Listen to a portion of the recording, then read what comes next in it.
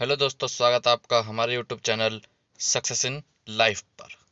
तो दोस्तों, आज आप सभी को होली की बहुत बहुत शुभकामनाएं।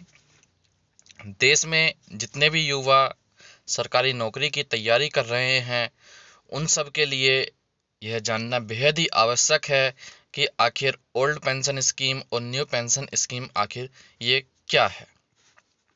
तो दोस्तों, मैं बता दूं आपको कि 1 अप्रैल 2004 से पहले जिन भी व्यक्तियों की ज्वाइनिंग जो है 1 अप्रैल 2004 से पहले हुई है, वह सभी ओल्ड पेंशन स्कीम के तहत जो है आते हैं। साथ ही साथ जिन कैंडिडेट्स की या फिर जिन भी ऑफिसर्स की ज्वाइनिंग जो है इस डेट के बाद हुई है, यानी कि 1 अप्रैल 2004 और उसके बाद हुई है, तो उनको जो है न्यू पेंशन स्कीम के दायरे में रखा जाता है। तो इसमें जो फौजी लोग हैं, उनको इस कैटेगरी से बाहर रखा गया है। उनको अभी भी ओल्ड पेंशन स्कीम का ही फ़ायदा मिल रहा है। लेकिन जो वैसी सेवाएं हैं, सिविल सेवाएं हैं, उनमें जो है अभी भी यह नियम जो है अब लागू हो चुका है। तो अब दोबारा से मुद्दा उठकर आ रहा है एक ओल्ड पेंशन स्कीम का, कि जो अधिकारी हैं या फिर जो गवर्नमेंट ऑफिसर्स हैं, गवर्नमेंट जितने भी व्यक्ति हैं, वह सभी चाह रहे हैं कि उनको अब न्यू स्कीम में से निकाल कर वापस से उनको ओल्ड पेंशन स्कीम जो है वह दी जाए पेंशन की, ताकि उनका जो भविष्य है वह क्या हो सके, सुरक्षित हो सके पेंशन के लिहाज से। तो यहाँ पर न्यू पेंशन स्कीम का विरोध आखिर क्यों हो रहा है? तो दोस्तों, न्यू पेंशन स्कीम का विरोध होने की सीधी सीधी वजह यह है कि जो पैसा जो है गवर्नमेंट ऑफिसर का या फिर गवर्नमेंट अधिकारी का, जिस भी गवर्नमेंट कर्मचारी का है, वह सेफ नहीं माना जा रहा है। मान लीजिए कि गवर्नमेंट ऑफिसर्स का इस समय जो पैसा है वह 10 लाख जो है मान लीजिए कि इकट्ठा हो चुका है उनके न्यू पेंशन स्कीम के तहत, उनके खाते के तहत, ठीक है। लेकिन जब एनपीएस कट रहा है उनका, तो एनपीएस में क्या हो रहा है कि वो जो पैसा है वह अलग अलग कंपनियों में जो है शेयर मार्केट में एक तरह से लगाया जा रहा है, ठीक है। उस पैसे से डेली उनकी इनकम जो है बढ़ती है और डेली घटती है। तो ऐसा जो है सीधा सीधा यही कहा जा रहा है कि यदि जिस कंपनी में उनका पैसा लगाया गया है और वह कंपनी मान लो खुदा न खास्ते वह डूब जाती है, या फिर वह कंपनी जो है विजय माल्या, ये जितने भी देश छोड़ के भाग चुके हैं लोन ले ले करके, इस तरह के लोगों के हाथों में यदि इस तरह का पैसा चला गया, तो पूरे गवर्नमेंट कर्मचारी का जो पैसा है वह सभी मर जाएगा। यानी कि उनका जितना भी जीवन भर की कमाई है, जीवन भर की उनकी बचत है एनपीएस की, वह सभी उनकी डूब जाएगी। साथ ही साथ उनको डर इस बात का भी है कि केवल उनको जो है 60% जो है उनका कर्मचारियों का जो पैसा है जो इकट्ठा होगा, उनका कंट्रीब्यूशन के हिसाब से एनपीएस कंट्रीब्यूशन कटता है हर महीने सरकारी कर्मचारियों का अभी न्यू पेंशन स्कीम के तहत, तो उसमें से केवल 60% ही जो है जब लास्ट में जो कैंडिडेट की या फिर कर्मचारी की जो है रिटायरमेंट होगी, तो उस टाइम पे उनको जो है 60% जो है क्या कहते हैं उनका पैसा जो है उनको दे दिया जाएगा, और बाकी का जो 40% है उसमें से उनकी जो है क्या बांध दी जाएगी, उनकी क्या पेंशन बांध दी जाएगी। लेकिन बात वही आती है कि यदि वह पैसा जो अभी लगाया जा रहा है अलग अलग कंपनियों में उनका एनपीएस के तहत, तो वह डूब गया तो क्या होगा?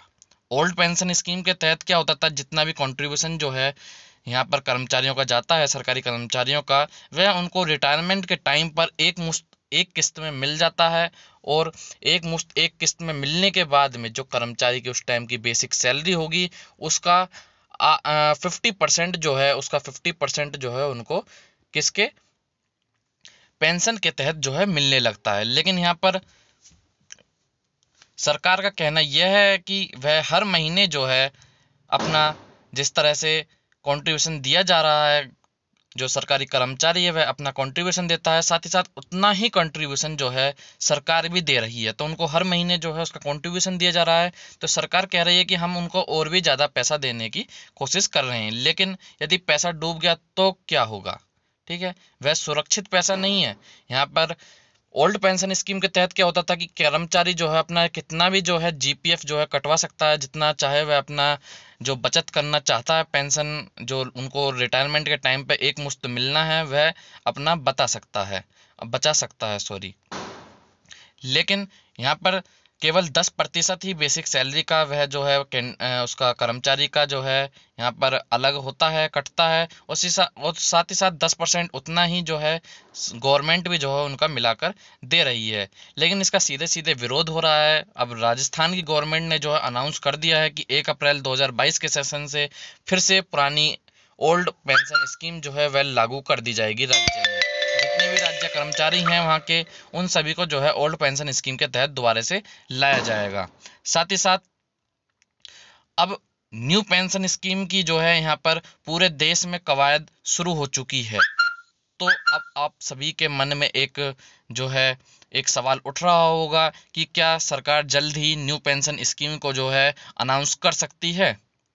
तो दोस्तों, अभी न्यू पेंशन स्कीम बड़े लेवल पर लाने का अर्थ यह है कि जिन भी कंपनियों में अभी पैसा लगा हुआ है, एनपीएस के तहत जो कंट्रीब्यूशन कटा हुआ कर्मचारियों का, सरकार का, वह सभी यदि अनाउंस कर दिया कि सबको पुरानी पेंशन स्कीम के तहत लाया जाता है, तो एक साथ जो शेयर मार्केट में जो पैसा लगा हुआ है उसमें काफ़ी जो है डाउन देखा जाएगा। यानी कि यदि उनका पैसा एक साथ अनाउंस कर दिया गवर्नमेंट ने, तो उनका पैसा जो है जितना भी अब तक का कटा हुआ है वह सभी डूब जाएगा।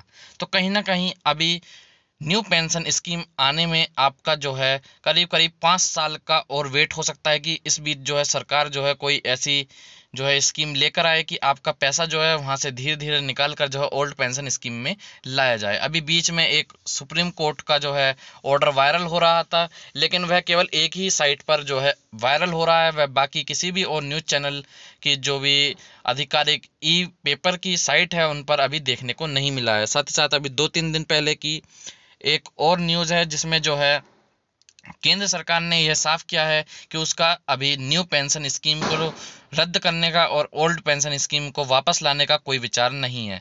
लेकिन यह केवल हम आपको बताएं, हमारे जो आशंका है, जो हमारी सोच है, वह यह है कि सरकार हो सकता है अब जो है वापस से पुरानी स्कीम को लाए, लेकिन उसको अनाउंस करने में अभी 5 साल का वक्त और लग सकता है। तो इसी के साथ फिर मिलेंगे आपसे नई रोचक इंटरेस्टिंग इन्फॉर्मेशन के साथ। धन्यवाद।